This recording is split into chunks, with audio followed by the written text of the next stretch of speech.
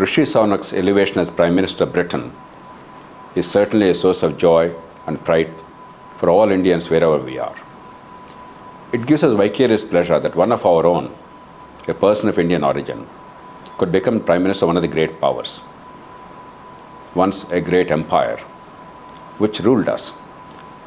It's particularly delicious that the colonial power that controlled much of the civilized world in the past, that country is now governed by a person of Indian origin, of a different color, ethnicity, language, culture. And it's perfectly justified that we feel good about it. But we must not be excessively exuberant, because one of the great things about the non-resident Indians wherever they are, or the people of Indian origin, is while we retain our identity as a culture, language, faith, civilization, and values, and families above all, we also mingle with the rest of the society. Do not try and become very different or separate from the others. Indians, wherever they are ambassadors of this country. And therefore, what they do reflects a great deal on the country itself and its future. The reason why much of the Western world appreciates India and its virtues, respects our talent, our youth, is the behavior of the non-resident Indians across the world. Therefore, while we have a right to be happy, while we have a right to enjoy the success of one of our own, and we also derive vicarious satisfaction from the success of Rishi Sunak, we attribute it to all of us, we must not make it a matter of gung-hoism or triumphalism. The second thing is, there's a reason why Indians, when they are given opportunities in the right kind of climate, they are thriving, whether it's in private sector or technology or academia across the world or professions or even in public life. Many of our own, they have become the leaders of mega enterprises at the global level. And in politics, Rishi Sunak is a great example. But even before him, Leo Varadkar became Prime Minister in 2017 of Irish Republic, a person of Indian origin. For 3 years he was Prime Minister. Similarly, in other countries too, our people achieved success. In the United States, of course, we have Kamala Harris. There are several members of Congress. And in 1 or 2 states, even governors, a couple of states, governors of Indian origin. Similarly, if you take Fiji Islands, one of our own, Mahendra Chaudhary, he became the Prime Minister of the country in 1999. But unfortunately, he could not survive long. After 1 year, he was dethroned in a coup because the local tribals, they became jealous and the military supported them and he had to give up power. Mauritius, the very foundations of Mauritian Republic and their political system are by a person of Indian origin, Shivsagar Ramgoolam. From 1961 to 1985, he played a profound role in the polity of Mauritius. But these are tiny countries and relatively poor countries, and with significant Indian population or people of Indian origin. Britain, the success of Rishi Sunak is a source of special happiness. It has a different flavor. We enjoy it. But why does that not happen in India? Across the world, Indian families bring the virtues of the family, the willingness to sacrifice for the children's future, to encourage the children to be educated, to acquire the skills, putting education on a pedestal, giving them an ambition, stability, and an aspiration. And that is helping the Indians do very well in the rest of the world. But can we think of a 42-year-old in India who has the ability, who has the leadership qualities, who has proven talent, that she or he can rise Indian public life without pedigree, without being the son or daughter of a famous political patron, and without spending absurd sums of money, 50, 60, 70 crores to become an MP, 20, 30, 40 crores to become an MLA? Have we created a meritocracy in our politics? Why is it not happening in India? Let us be truthful. Look at Indian Parliament or state legislatures. Without the family history, without the pedigree, without a political dynasty, how many 25-year-olds or 30-year-olds are legislators in India by virtue of their merit and competence, without spending illegitimately crores or rupees? There is something wrong with the political process. We are an authentic democracy. We can be justly proud of that. We have genuine competition in politics and in elections, no question about that. Whatever happens wrong in elections, it does not reflect on what happens in the polling booth. In the polling booth, the voters are voluntarily voting, and the votes are honestly counted by an independent process. We are proud of that. Elected governments are truly in power, not a military junta or some coterie. It is the elected government that is genuinely exercising authority. That is what genuine democracy is about. But that's not enough. It's not enough to have the freedoms. It's not enough to vote. It's not enough that the elected governments are in power. The political process is important. Look at the political parties. Rishi Sunak could become an MP in the first place in a constituency where a former leader of the Conservative Party was the MP. When he retired, Sunak became their parliamentary candidate. How? Not because some leader picked him up, not because of his family background, not because of money.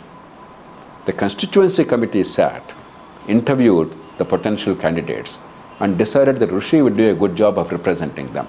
That's how he became a parliamentary candidate. Do we have that situation in India anywhere, in choosing our MLA candidates and MP candidates? If they are chosen because of the party connections, pedigree and money, not competence and not by the local members or their representatives, how can truly competent, meritocratic people emerge as influential leaders? In our country, youth are encouraged to join political parties. In the most part, youth are only the bearers of the party flag. They are the palanquin bearers. They are not allowed to emerge as leaders in the most part. That is about party democracy. Let us assume that a party did nominate a person of considerable ability at a young age, without money power, without the family, as a candidate for Assembly or Lok Sabha. Do we have in most parts of the country the conditions in which, without spending outrageous money illegally for vote buying and inducements, do you have a chance of anybody getting elected in this country? There's a by-election on in Telangana. It's going to be held on the 3rd of November in a place called Munugodu for the state assembly. An assembly which only has one more year's life. The widely expected expenditure of the major political parties, the TRS, the governing party in Telangana, BJP, which is fighting to wrest that seat, and the Congress, together are expected to spend upwards of 300 crore rupees. 300 crore rupees for one assembly by-election in one small state in a very poor country. This money is more than what the two major parties in Britain, the Conservatives and Labour Party, they spend in the whole election, in the whole country for the parliament, in a very rich country. If this is our politics, how can merit prevail? How can competence prevail? How can public interest prevail? We have to change the nature of our elections. We have to figure out a way in which competent and public-spirited people are elected through ethical and rational means, without this reckless expenditure for vote buying and inducements, or without short-term freebies being the mainstay of the political party's agenda. There's something seriously wrong. And in a country as big as India, unlike Britain, we are 1.4 billion people, 140 crores. Britain is just about 6.5 crore people, 64 million, 65 million. And Britain has only one language, unitary country. We have a vast and diverse caste, region, religion, etc. And very, very big. How can a 25 or 30-year-old be known in this country to rise in politics as leader? You have to have strong and effective local governments in your own municipality, in your city, in your local government with accountability and resources. If real power is given, a bright young person, she can make a difference. She can show her mettle and because of the proven record of service and success, then she can be considered for office at the state and national level. That's how youth leadership can rise. Otherwise, we'll only have gerontocracy. You'll require to be 70 years old to be recognized as a leader at the national level. That's what's happening in our country. It's not that a person beyond 60 or 70 is unfit to govern, but if that is the sole qualification for being considered for political office, then that's a very sad thing. In a country where the median age is 29, that means 50% of our population is below 29 years of age. Not even 10% of our political leadership is below 29 years of age. Not even 5%. Perhaps not even 1%. And the few that are there, they are there because they're the sons and daughters of prominent politicians. This simply is not right. You must have strong and effective and accountable local governments. Bright young people with idealism, with competence, with commitment must be able to join there, serve, make a difference, and then establish the credibility, the reputation, the stature in order to rise in politics. While we enjoy the success of Rishi Sunak, much of it is vicarious pleasure. While we celebrate it, let's also remember that there are things we need to do to make it happen in our country, that bright young people can become politically influential leaders. Political parties' internal democracy in candidate choice and running of the party. Elections, altering the nature of elections so that big money and freebies are not the ones that determine the outcome, but honest vote and through ethical and rational policies can actually make a competent person emerge victorious. And finally, empowering local governments and allowing the rise of the talented young people in India in political life by proving themselves. These are obvious. These are things practiced all over the world in all democracies. Even in undemocratic countries like China, local governments are very strong and powerful. And oftentimes, that is the path for leaders to rise. We have to also introspect and improve the way we make our democracy work. And if we make these changes, enormous energy will be unleashed in this country. The brightest young Indians with great talent and technical expertise and passion for the country and idealism will transform our country and build a wonderful future.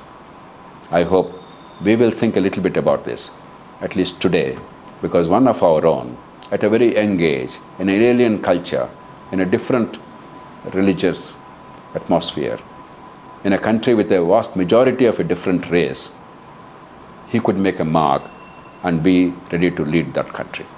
Why can't our young people, the bright young people of India, lead our country at every level? Please think.